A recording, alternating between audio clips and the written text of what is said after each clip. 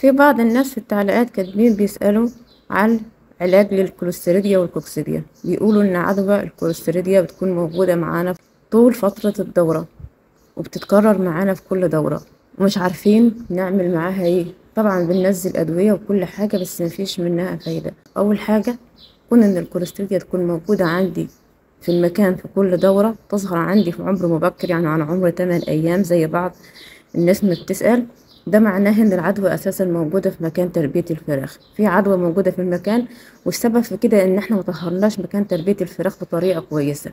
بعض الناس بتستهون بموضوع النظافة وبموضوع التطهير ده ومش بتطهر المكان بطريقة صحيحة بحيث ان هي تقضي على اي مشكلة موجودة في الفراخ. ده شكل المكان اللي انا مربية فيه الفراخ. شايفين المكان ده اتغسل عندي كام مرة؟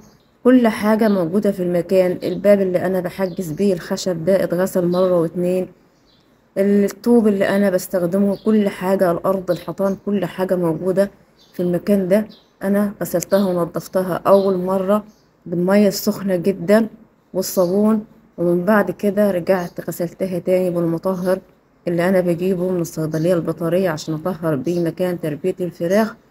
وبرضه في الاخر برجع تاني بعد كام يوم تاني برش كلور علشان اقدر ان انا اتخلص من عدوى.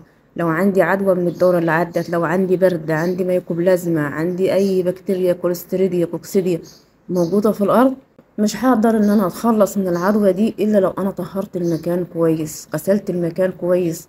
فرشة يا جماعة، مية سخنة مغلية، لو نقدر ان احنا نجيب مية سخنة مغلية ونرشها على الحيطان وعلى الارض وندعك المكان اللي احنا بنربي فيه الفراخ كويس. في كمان معلومة تانية بسيطة، في حشرة بتكون موجودة في الفرشة.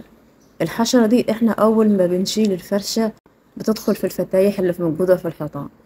الحشرة دي نفسها بتبقى حاملة للعدوى. العدوى بتكون موجودة في جسم الحشرة دي نفسها. أول ما بنبتدي إن احنا ننزل دورة جديدة ونفرش فرشة جديدة، هتبتدي الحشرة دي إن هي تطلع من الأماكن اللي هي مستخبية فيها تاني، فبالتالي هتنتشر في الفرشة وهتنقل العدوى القديمة اللي هي كانت موجودة من الدورة اللي عدت. فضروري جدا واحنا بنلم الفرشة ان احنا نرش عليها من فوق مبيد حشري بحيث ان احنا نموت الحشرة دي قبل ما تستخبى في الحيط.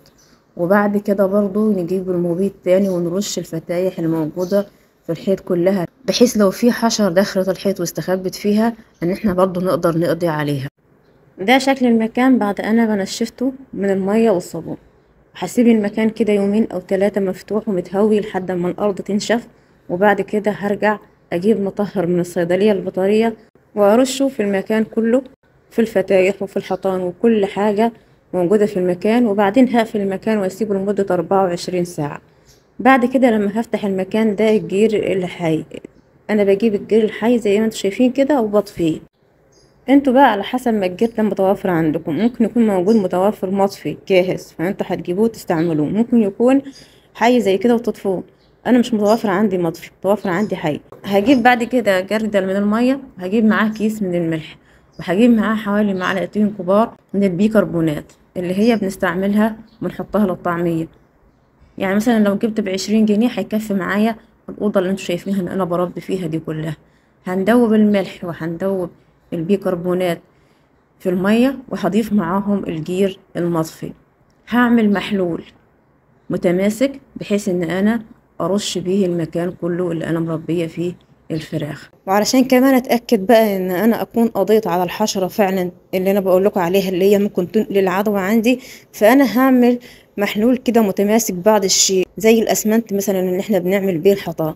اما بقى ان انا هنلبس فيه دي جوانتي لان المحلول ده هيحرق في الايد جامد، وهدهن بقى الحيطان وهاخد بايدي وهدهن الحيطان دي كلها. او ان انا هجيب فرشة عندي او فرشة مكنسة قديمة وهمشي بيها على الحيطان كلها بحيث ان انا اسد الفراغات. زي ما انتم شايفين كده انا عملت حوالي يعني نص متر او ربع متر من الارض، وغطيته كله بالمحلول السميك ده بحيث اني قفلت الفراغات او قفلت الفتايح الموجوده في الحيط عشان لو الحشره اللي انا بتكلم عنها دي لسه موجوده عندي مستخبيه في الحيط ما طلعتش انا كده اكون قفلت عليها. وطبعا هرش المكان كله برضو بمحلول كده تاني بنفس الطريقه بس محلول يكون سائل شويه، هنرش بيه الحيطان كلها والارضيه زي ما انتم شايفين كده. بالطريقة دي كده أنا قضيت على العدوى الموجودة عندي في المكان. البيكربونات الصوديوم مع الملح مع الجير هيقضي على أي عدوى موجودة عندي في المكان عشان ما تنقلنيش للعدوى في الدورة اللي جاية. ده كان رد على تعليق أحد المتابعين الموجودين عندي على القناة. لايك بقى للفيديو يا جماعة عشان يترفعوا ناس كتير قوي يشوفوا، عشان اللي عنده مشكلة زي كده ما يكونش يعرف ايه سببها، يعرف سببها ويعرف ازاي يعالجها.